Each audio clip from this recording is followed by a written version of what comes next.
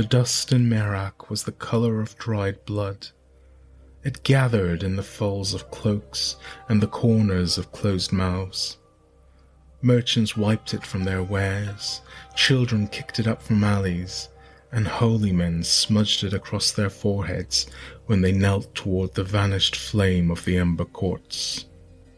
It tasted of rust and regret, a fine powder ground from the bones of old empires. Kavadh, son of Azam, walked the avenue of lions with his hand on the hilt of his sword, the sword his father had given him when he came into manhood. The blade had no name, but it had killed 5 men and 1 woman, and Kavadh did not believe in naming things that bled. His armor was patched from old legionnaires' scraps, his shoulders marked with the charcoal sigils to ward off curses. He had killed the 5th man in the pit ring 3 nights past, and the betting house gave him a clay token shaped like a crow's eye, stamped with the sigil of the Iron Syndic. Now the Iron Syndic wanted to meet him. Mehrak was a city in decline, but decline made good soil for roots and rot. Its towers leaned like drunkards, its fire altars burned only memory. Behind its sun-bleached gates and gardenless courtyards, wealth pooled like black water. Kavadh had heard the rumors of doors that opened only at dusk, of flesh forging in the hanging baths, of whispering statues in the alley of blind nuns, and of the Red Man, who walked across rooftops in the hours before dawn, leaving no footprints but the scent of myrrh and salt. He did not believe them. Belief had a cost. The Syndic lived in a broken observatory in the Hill of Wind Chimes. Its dome had collapsed a decade ago in a storm of ash, but the great brass lenses still caught the sun in slanted, suspicious angles. Wind chimes made from finger bones rattled in the breeze. The guards were massed and silent, hands resting on copper-hook spears shaped like flayed serpents. Inside, the Iron Syndic sat in a wheeled chair of bone wood and polished jet. His face was thin as tissue and just as unreadable. His voice was soft. His eyes were the color of old coins buried into the trunk of a fig tree. He offered Kavadh a task: find a girl stolen by a heretical cult. Return her before the Feast of Ashes. Bring proof. There is silver, the Syndic said, and answers. Kavadh asked what kind of cult. The Syndic only smiled. The trail led to the southern arcades, to a quarter of dried fountains and blind windows, where the air was heavy with the scent of incense, decay, and old spells. Kavadh spoke with drink sellers who read fortunes in spit, bone charmers who fed stolen teeth to their lizards, and a half-blind eunuch who once served in the fire court and now whistled secrets for a price. He asked questions. He paid coin. He broke a man's hand in a bathhouse full of rust-colored steam. By dusk he had a name: the Cult of the Sleeper Beneath. They met below the Shrine of Hollow Echoes, in tunnels that once held the bones of fire priests. Now those bones were gone, stolen or devoured. No one knew what they worshipped now. They painted their eyelids shut and drank chalky wine from silver bowls inscribed with spinning glyphs. They whispered their prayers into cracked mirrors. The Red Man, it was said, walked with them. Kavadh found a guide, a mute girl named Tarsa, with inked symbols on her palms and a scar where her tongue should be. She had escaped the cult, or been cast out, no one knew for sure. She communicated with gesture and eyes that never blinked. She led him into the catacombs beneath the shrine. They carried no torches. The walls glistened with salt. The air buzzed with distant subterranean hymns. They descended for hours. Sometimes they passed statues turned to slag, or bas-reliefs worn smooth by tongues. Once they found a door sealed in wax, with 1,000 nails hammered into its frame. Tarsa would not go near it. At last she stopped beside a stone lintel carved with writhing figures, men with the heads of deep-sea fish, women birthing smoke, a tree with bleeding eyes. Kavadh could not read the script, but could feel the nausea it birthed behind his eyes, like maggots squirming in his mind. Beyond the lintel they found the gathering. Dozens stood in a circle, humming with mouths full of soot. In the centre, a girl, no older than 15, lay insensate on a slab of fossilized coral. Her hair had been shaved, her wrists painted with ochre spirals.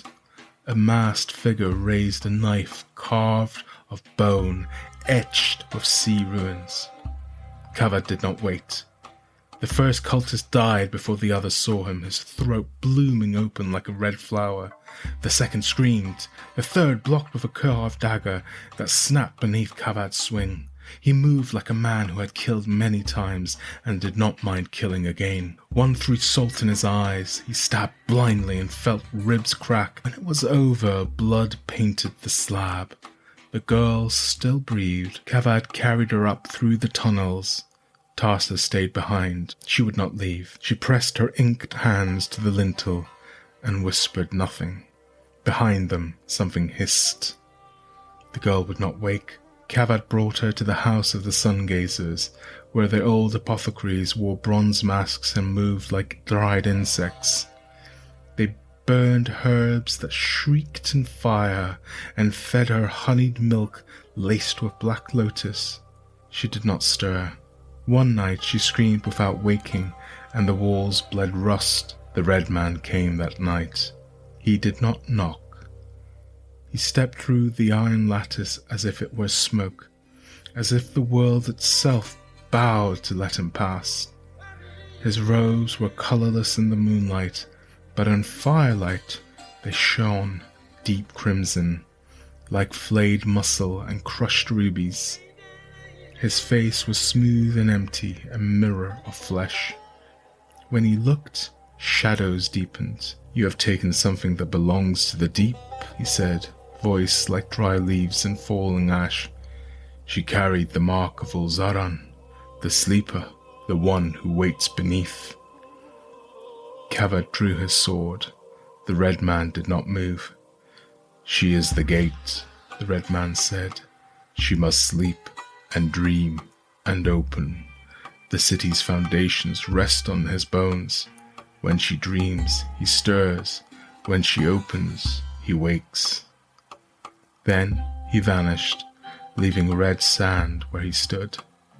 The sand was wet. The girl woke the next dawn with eyes as pale as quartz. She did not know her name. She spoke of a city beneath the earth, of 1,000 sleepers lying in spiraled halls, waiting for the dream to end. Her voice echoed strangely.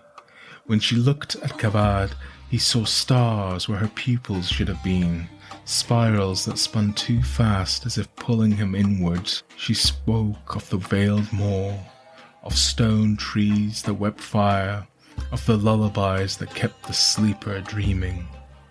She said the lullabies were ending. The priests would not help. They feared the old ways.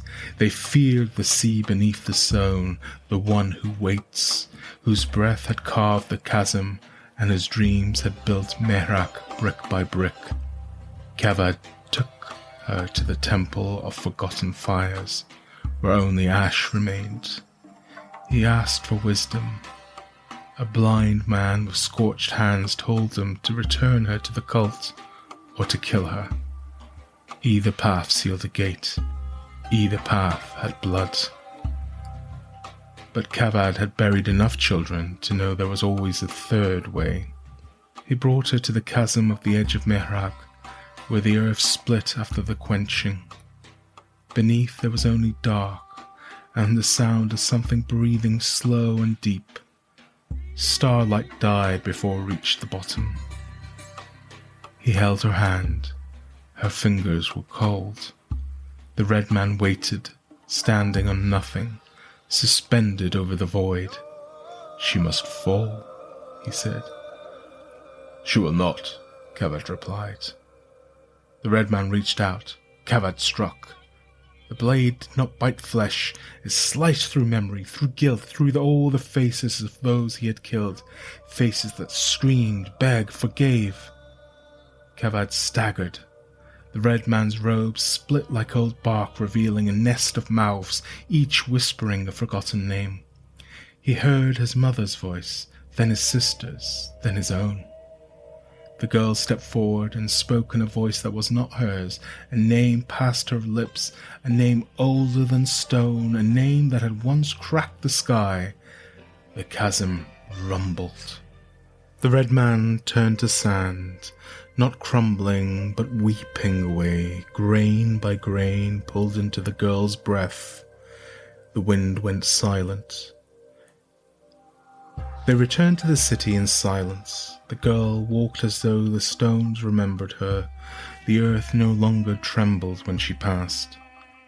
The iron syndic met them at the gate. Kavadh handed her over. "She dreams no longer," he said. The syndic nodded. He offered silver. Kavadh did not take it. "She belongs to no one now." He left the city that night, sword strapped to his back, dust in his mouth, salt in his blood. In the moonlight, Mehrak shimmered like something half remembered from a fever, or a dream that had teeth. And far beneath its streets, deeper than bone, older than fire, a gate closed with the sound of breath drawn inward.